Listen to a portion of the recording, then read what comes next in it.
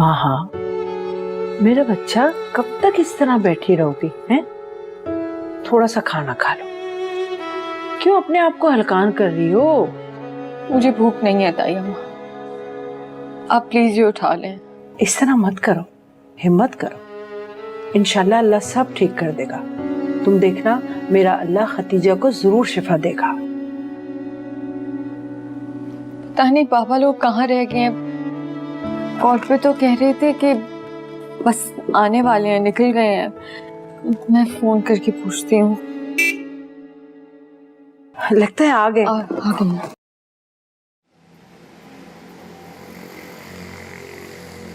अम्मी अब ठीक तो है ना? क्या हो गया था आपको?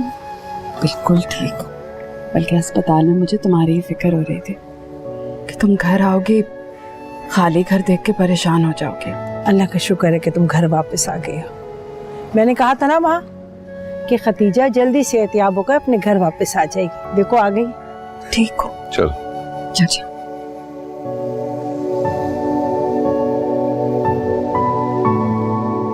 चाचा ये दवाइयाँ चाची की। अरे हाँ, बहुत बहुत शुक्रिया फैजान, तुमने बहुत साथ दिया मेरा बेटा। नहीं नहीं चाचा, आप क्या परायों वाली बातें कर रहे हैं? आपका पूरा हक है मुझ पे। आपको जब भी ज़रूरत हो, जब भी कोई काम हो, मुझे बुला लिया करें बस। बहुत शुक्रिया। दरवाज़ा बंद करके तो आ जाओ। जी जी।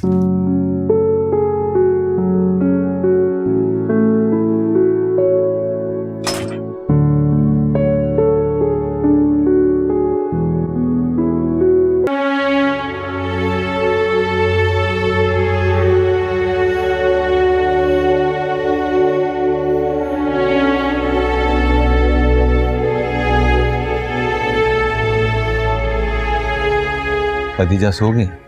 जी अभी अभी अम्मी को सुला के ही आ रहे हैं। बहुत मुश्किल से नींद आई है उन्हें। बाबा अचानक से अम्मी को क्या हो गया? बेटा ये जिंदगी इंसान को ना ऐसे ही हैरान करती है। पल में डोला पल में माशा। वो ठीक तो हो जाएंगी ना? हाँ क्यों नहीं बेटा, ठीक होंगी, क्यों नहीं होंगी। बहुत सारे अरमान हैं उसके जो उसने पूरे करने हैं। तुम्हें ऑफिसर बनते देखना है, तुम्हें दुल्हन बनते देखना है। इतने सारे अरमान दिल में लिए वो कैसे जा सकती है? नहीं जाएगी वो। वहां बेटा खदीजा ने मुझसे एक ख्वाहिश का इजहार किया। कैसी ख्वाहिश बाबा? बेटा वो असद से मिलना चाहती है। उसने ये भी कहा है कि माँ नहीं चाहती कि मैं उससे मिलूं, लेकिन बेटा वो अपनी ममता के हाथों मजबूर है।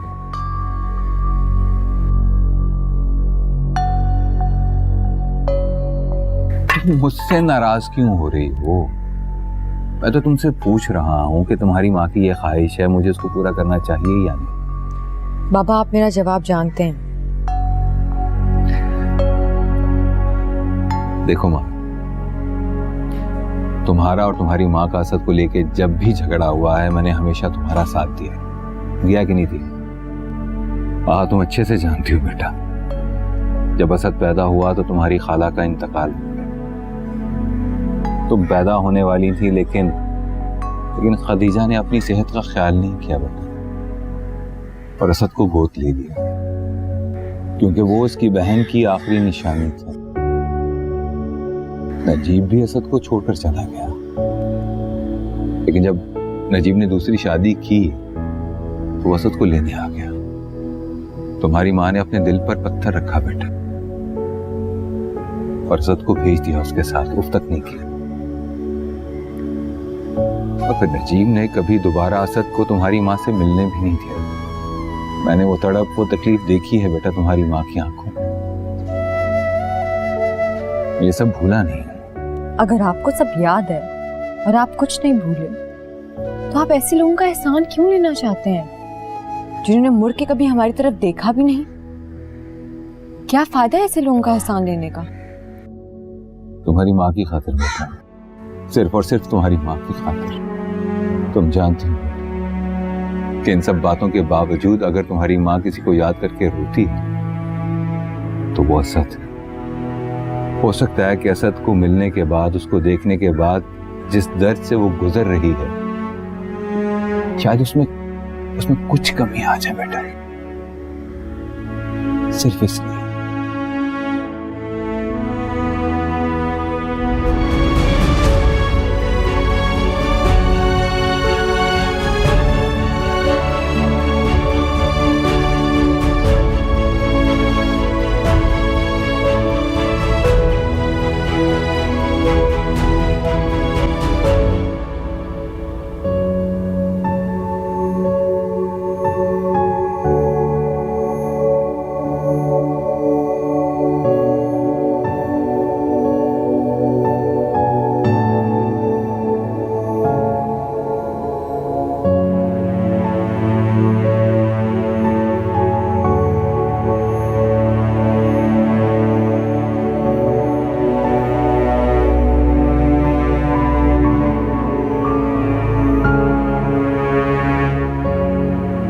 जावेद,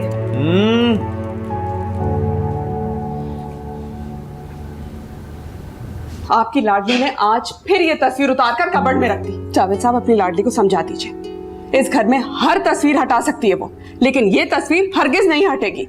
शुरू से जहां लगी हुई है वहीं लगी रहेगी।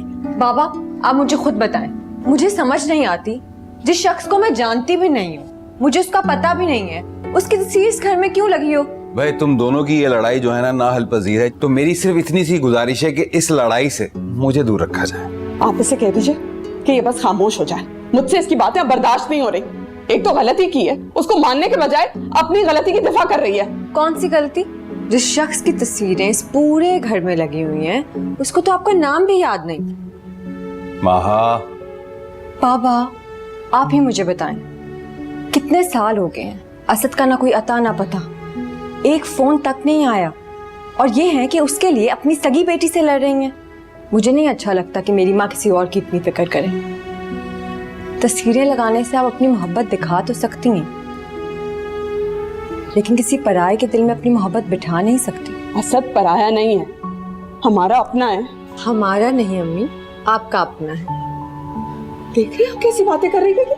बाबा, मैं अम्मी को बस इतना समझाने की कोशिश कर रही हूँ कि अगर उसको अम्मी का थोड़ा सा भी ख्याल होता है, एहसास होता, वो एक फोन कर लेता, मिलने आ जाता। अपनों से कोई इतनी देर बेखबर तो नहीं रहता ना। ठीक है, अगर असद पराया है ना, तो आज से मैं भी पराई हूँ। देखा आपने बाबा, कैसे उसके लिए हम सबको पराया कर देंगे।